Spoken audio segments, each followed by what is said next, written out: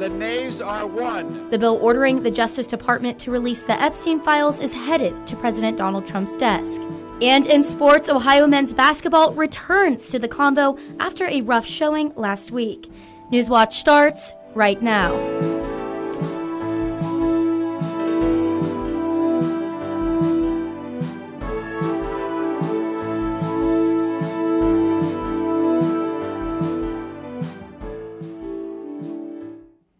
Thank you for joining me tonight. I'm Parker Davis. Welcome to Newswatch.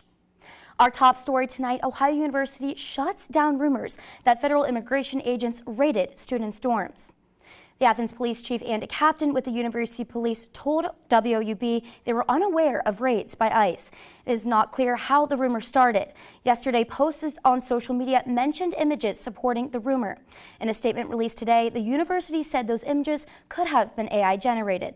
ICE has been active in Athens County. Last month, 2 brothers facing criminal charges were removed from the regional jail in Nelsonville by ICE agents. The Athens County Sheriff's Office is looking for any information on a missing teen, Stephanie Negemeyer. 14-year-old Stephanie was last seen in the Guysville area. The Sheriff's Office says she left her house between 2:30 and 6:30 this morning.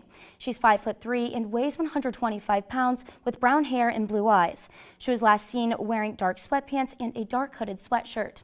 Officials don't know if she was traveling with anyone or heading in a specific direction. If you have any information on her location, you can contact the number on your screen. The Gallia County Sheriff's Office is also looking for a missing juvenile. Zayla Scarberry was last seen yesterday morning around the State Route 54 area. She's 5 feet tall and weighs around 100 pounds. The Sheriff's Office does not have any information available on where she was going or the clothes she was wearing. If you have any information, you can contact the number on your screen.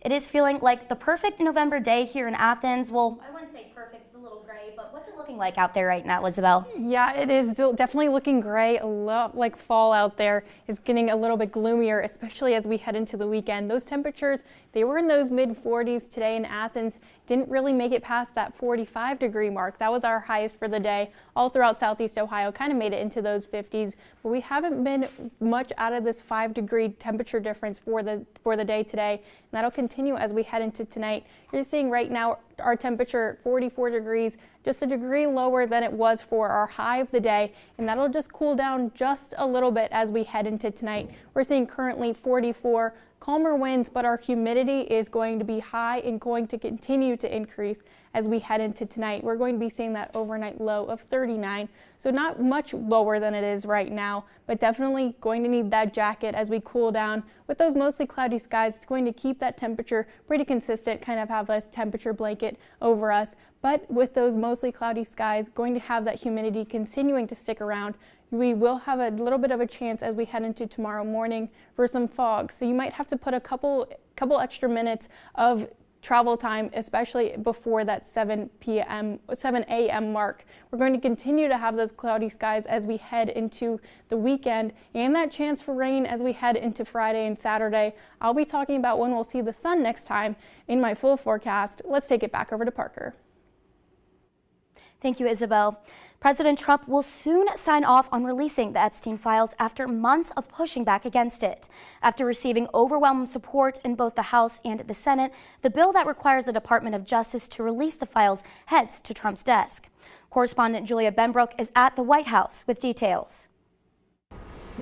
A White House official told our team that in recent days there was an understanding that a vote on releasing the files was an inevitable reality. That likely played a role in President Donald Trump's sharp turn from branding the issue as a, quote, Democratic hoax to saying he will sign the bill into law. The bill, which orders the Department of Justice to release all files related to convicted sex offender Jeffrey Epstein, passed in the House with overwhelming support Tuesday afternoon. The yeas are 427, the nays are 1. And then just hours later, the Senate adopted it. The Senate has passed the bill under unanimous consent. Now the question is, when will Americans see what is in these files? That's essentially up to the DOJ, and ongoing investigations could complicate that process. Just last week, Trump directed the DOJ to investigate several high-profile Democrats for their ties to Epstein. Even if they do these what seem to be partisan investigations, that's another thing that bothers me about the announcement the president made is he named Democrats and things that he was going to investigate. These survivors are not partisan. They don't belong to one party, and the perpetrators aren't either. And so this shouldn't be about political divides. So I hope that was sort of a bluff, and I hope that the DOJ will release all the files. The legislation gives the Justice Department 30 days after it's enacted to comply and make public the files related to Epstein's case. At the White House, I'm Julia Benbrook.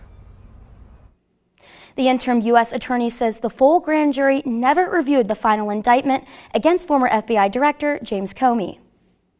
Her remarks came during a hearing on whether Comey's indictment should be thrown out.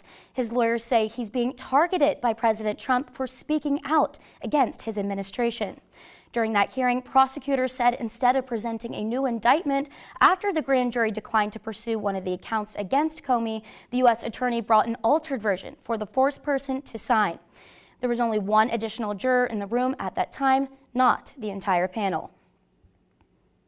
The Trump administration has been quietly working on a new peace deal with Russia to end its war with Ukraine.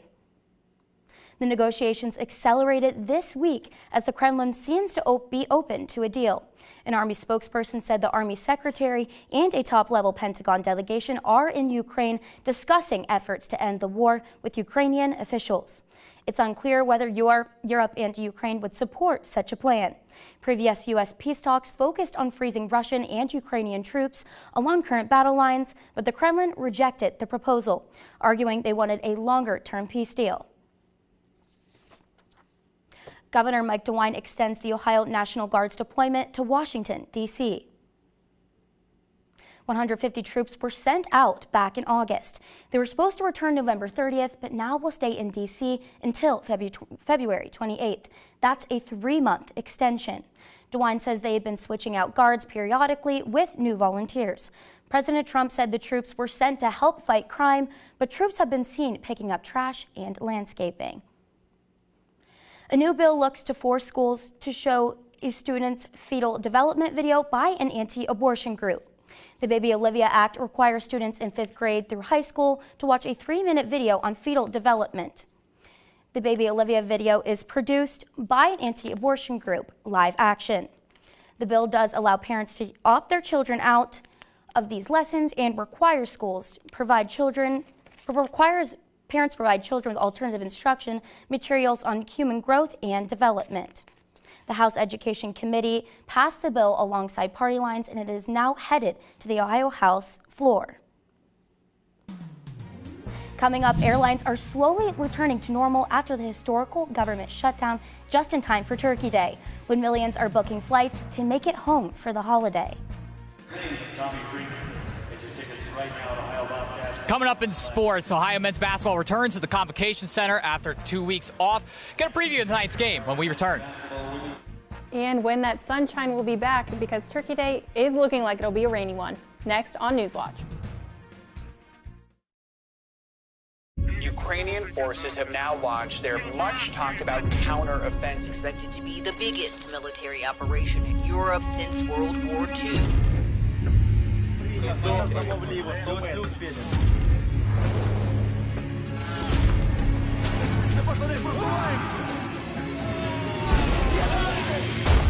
This war is a nightmare none of us can wake up from. Tuesday at 10 on WOUB. The President of the United States is dead. There's no question but that Oswald is the man. There has to be a commission that will be led by this revered figure, Chief Justice Warren. CIA never told the Warren Commission about its program to assassinate Fidel Castro. Had the Secret Service known of Oswald's threat, Oswald would not have been able to assassinate President Kennedy. Saturday at 8 on WOUB.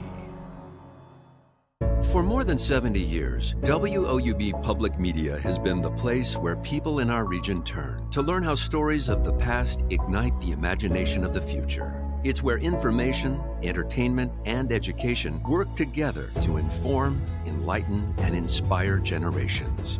It's the place where the community gathers to hear and see our world in new and innovative ways. WOUB, the public media you trust that's worthy of your support.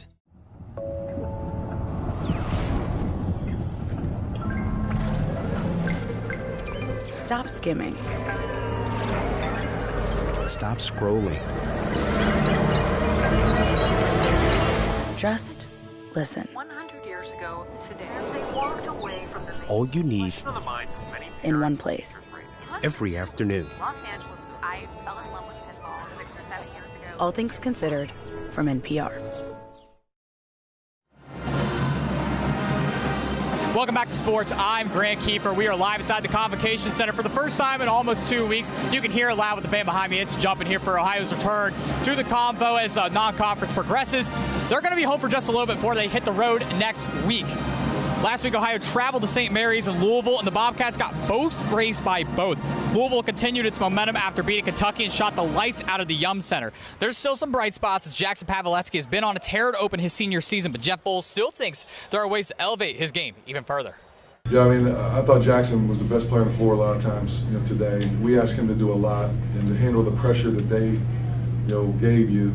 He's working the ball and, he drew 10 fouls. And he does a great job of putting the defense under duress by getting to the paint a lot. He finished tonight. I was glad to see him be aggressive. Shooting the basketball is something we need him to continue to do.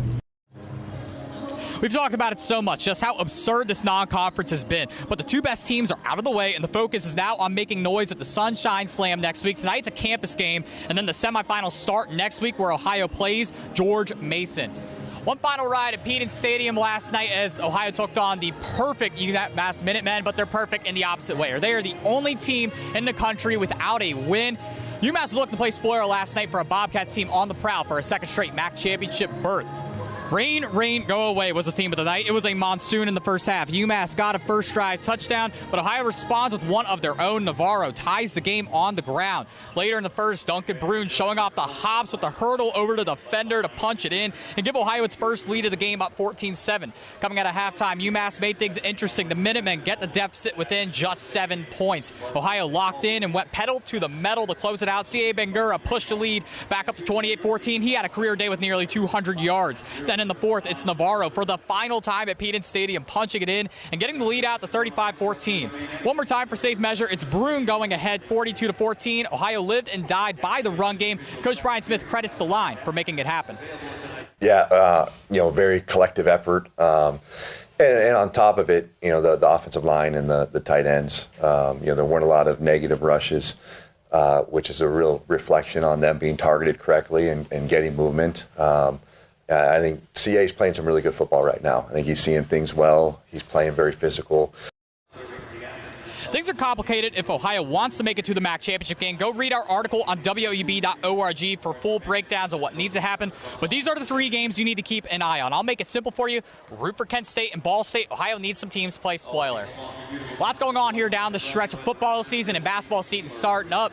To stay up to date with all your favorite Ohio teams, go ahead and follow at Bobcat Showcase on all of our social platforms. Let's go ahead and send it back to Parker.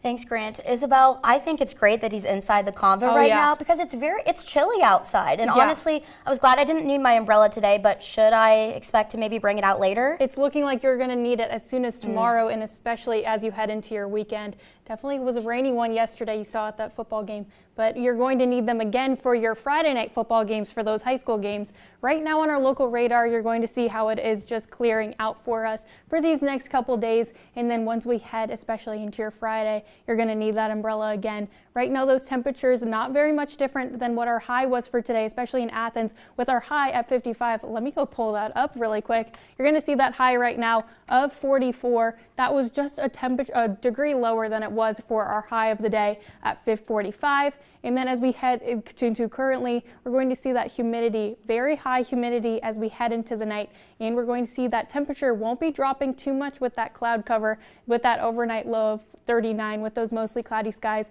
keeping those temperatures a little bit warmer, but you're definitely still going to need that jacket if you are heading outside for any of those Wednesday night plans.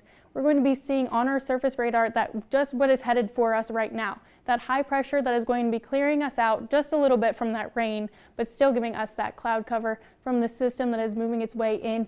This is kind of the trajectory that this low pressure system that's set up in that New Mexico, Arizona area right now is going to be taking. So you're going to be seeing that it's going to slowly move up into our area as soon as tomorrow and into your Friday. So once we see 12 hours ahead, that high pressure starts to kind of lay its way away. A couple sprinkle showers as we let me get those words out. A chance for some sprinkles as you head into your Thursday morning. And then once we head into 24 hours ahead, a little bit of that chance for some showers does move its way out. That high pressure kind of settling as we head into the East Coast. And then really this low pressure system that's developing right behind me right here, that is what's heading for us for our Friday. So we're going to be seeing tomorrow that temperature high of 55, a little bit warmer than today. Still going to need that jacket, but definitely not as much. But it's still going to be gloomy and cloudy and cold out there. So it's going to continue to feeling gloomy, but that rain is going to be kind of clearing us up as we head later into the weekend. But 36 hours ahead, your Friday morning, you're going to have that cloud cover really start to densen up and give us that rain. And we're going to be seeing that this system is going to just be intensifying as we head later into your Friday night. That's whenever our chance for that rain really increases as you head into your Friday night, and we might even have those rain totals of up to almost an inch of rain as we head into Friday and into your Saturday morning. We're going to be seeing as we zoom out what's headed for us next. So we have this low pressure system right here that'll be hitting us as we head into Friday and Saturday. Going to have a clearing as we look into earlier into the week. So Sunday, if you do have to head outside, that's the day for it. And then this next low pressure system that could be giving us some rain as we head into your Thanksgiving.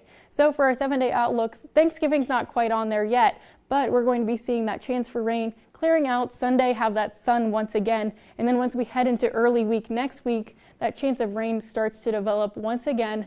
And we'll be seeing those temperatures staying in those mid to high 50s, being very much very average for this time of the year. But like I said, you're going to have to stick with us to just see how much rain we're going to have for our Thanksgiving. Next on Newswatch, most Americans skip their screenings for one of the deadliest types of cancer. We'll be right back after a break with what a new study shows about how useful these screenings are.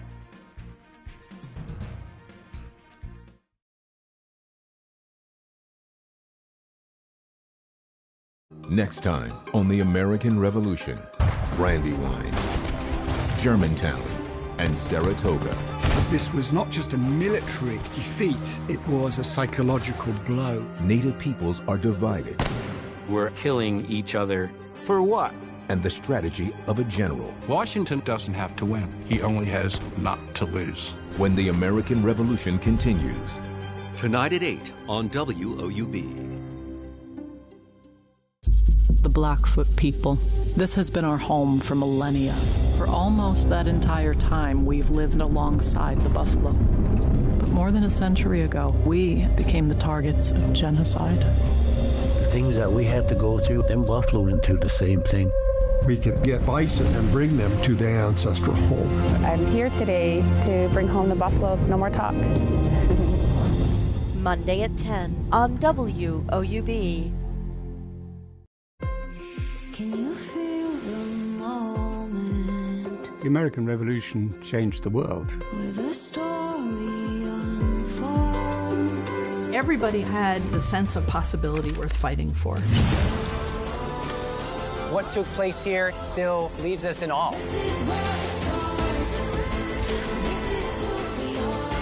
We can work towards equality together. Wow, this is the missing piece. Incredible. To confront these figures from ancient history is a great privilege. Our history tells us who we are, where we came from. And it's all connected. Like links in a chain. Like links in a chain, yeah. All I can do is say thank you. Wow, this is phenomenal. I'm really grateful for this.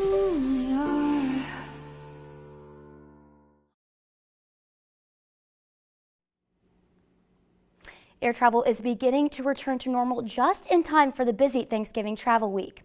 A welcome relief for many passengers. Those whose travel plans were uprooted by delays and cancellations during the government shutdown.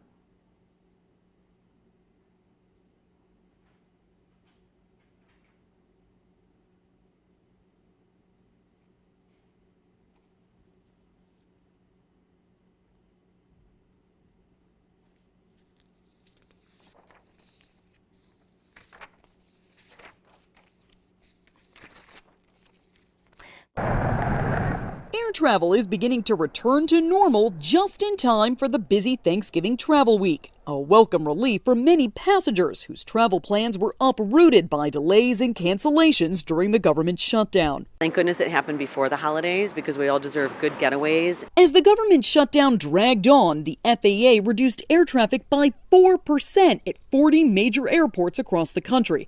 It caused mass flight delays and cancellations.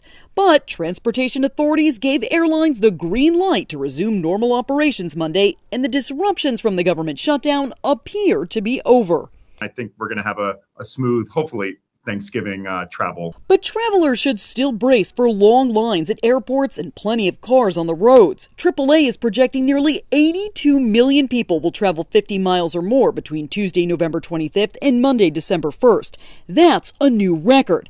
At least 73 million of those travelers are expected to drive. We're going to have more traffic and more congestion on the roads. AAA spokesperson Aixa Diaz says those numbers could be even higher if people decide to drive instead of fly because they're worried about flight disruptions. A lot of people are going to make that call, though, at the last minute. If you are driving, AAA says the worst times to travel are Tuesday between noon and 9 p.m. and Wednesday between 11 a.m. and 8 p.m. The worst time to return home is Sunday between 11 a.m. and 8 p.m. Here's the good news for drivers. The national average for a gallon of regular gas is around $3.11 as of Wednesday, according to GasBuddy.com. For Consumer Watch, I'm Jen Sullivan. Black Friday is less than a week away, and that means holiday shopping is in full swing. But consumers are set to take a big hit from President Trump's tariffs. Popular imports like toys, clothes, and electronics were most affected by tariffs, meaning prices are skyrocketing. Some consumers are trying to save money by buying products made before the tariffs took effect. But experts say to be careful when buying refurbished products, especially electronics, and to do your research. If you prefer online shopping for sales, experts also say to be mindful of shipping costs and keep track of where items ship from. Lung cancer kills more people every year than colon, breast, and prostate cancers combined. But a new study shows many eligible adults for lung cancer screening skip it. Mandy Gaither takes a look at what's stopping people from getting screened. First, some good news. The number of new lung cancer cases and deaths continues to go down, in part from fewer people smoking. But the bad news, lung cancer is still the deadliest cancer in the U.S. This year alone, the disease is expected to kill close to 125,000 people, according to estimates from the American Cancer Society. Screening for lung cancer is an effective tool to prevent cancer death. Preeti Bandy is lead author of a new study researching how many people who should be getting lung cancer screening are actually getting it. The data estimates that in 2024, only about 1 in 5 U.S. adults eligible for lung cancer screening were screened. The researchers found that roughly 62,000 lives could have been saved over 5 years if all who were eligible got the screening. That is a sobering finding that the lack of uptake is translating into a real missed opportunity, really, again, in terms of the lives that can be saved. Bandy says there are several barriers that may be stopping some from getting this screening, including awareness that lung cancer screening exists, access to screenings, especially in rural parts of the country, and the lack of no-cost health insurance coverage for this care. Talk to your doctor if you've ever smoked and you're between 50 and 80 years. For Health Minute, I'm Mandy Gaither. Over 250 people have been arrested in immigration raids in Charlotte over the last few days, according to the ADHS update on Tuesday. Now, immigration enforcement is expected to reach New Orleans within weeks. Ivan Rodriguez has the latest. Federal authorities have described the operations in Charlotte as, quote, targeted investigations. Some residents say they were targeted just because they're Latino. Immigration authorities have denied claims agents are profiling. Saturday morning, Charlotte resident Reba Hamilton started recording as she watched two workers she'd hired to drape her front yard tree with lights suddenly be approached by federal agents who came out of a gray minivan, doors already ajar. They were looking for brown people, and they found some. The interaction lasted more than a minute, and the agents left without detaining anyone. With operations spreading beyond Charlotte, protesters gathered in Raleigh and Durham to speak out against immigration enforcement. What we've seen in the last several days in the detentions in Charlotte and here are people being detained, not committing crimes, but outside of the grocery store, or pumping gas, or hanging up Christmas lights. DHS Secretary Kristi Noem said Tuesday the Charlotte operation was based on previous investigative work, specifically citing, quote, a high number of child abuse, trafficking, neglect type of instances that we had identified over our work there. Gregory Bavino, the top Border Patrol official charged with enforcement operations, is expected to head to New Orleans in the coming weeks, according to sources. I can question anyone anywhere in the United States as to their citizenship. We need reasonable suspicion to make an immigration arrest. You notice I did not say probable cause, nor did I say I need a warrant. In Atlanta, I'm Ivan Rodriguez. We'll be right back after the break, but until then, here's a look at what's coming up next on your public television station. In this year's Lydia Celebrates America, I set out to celebrate volunteers. So we want to give back to the community. We got to tap in. People just want to belong somewhere. Everyday people offering help. Can I get a raise of hands? And sharing their tables. We're all part of one neighborhood. Helping America remain a nation of neighbors. Please remember to eat, and also I love you. Salute, chin chin. Tuesday at 9 on WOUB. Are you ready? Let's do it. It's so nice to have you here. It's worth it. Wheels up in 5. Very simple, but very elegant food. I'm trying to save your father's life.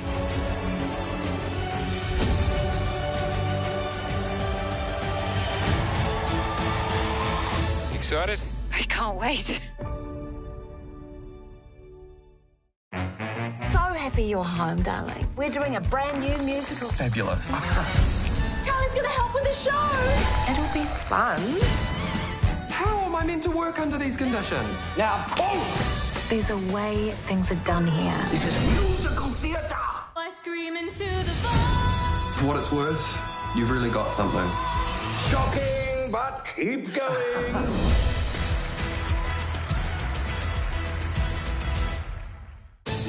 Normally, millions flock to visit these 3 royal palaces, except for the pandemic meant their doors were shut. But I've got the keys. It's a privilege to take you on a very special tour. This is like opening the world's best birthday present. It made headlines across the globe. So come with me behind the scenes to reveal the secrets of Britain's royal residences. Sunday at 8 on WOUB. So Isabel, I know people are probably maybe at the basketball game right now. What can they expect if they're walking back and they're out and about? Any getting colder, and rain? Yeah, you're definitely going to still need that jacket as we head into tonight. Going to have that overnight low of 39, still a little bit warmer for this time of the year. And as we head into the week, for the rest of the week, we're going to be seeing our temperatures fairly consistent in those mid to high 50s, but those lows getting as cold as almost freezing here on Saturday. Well, that does it for our broadcast this evening. Thank you so much for watching. For Isabel Isco, I'm Parker Davis, and have a great night.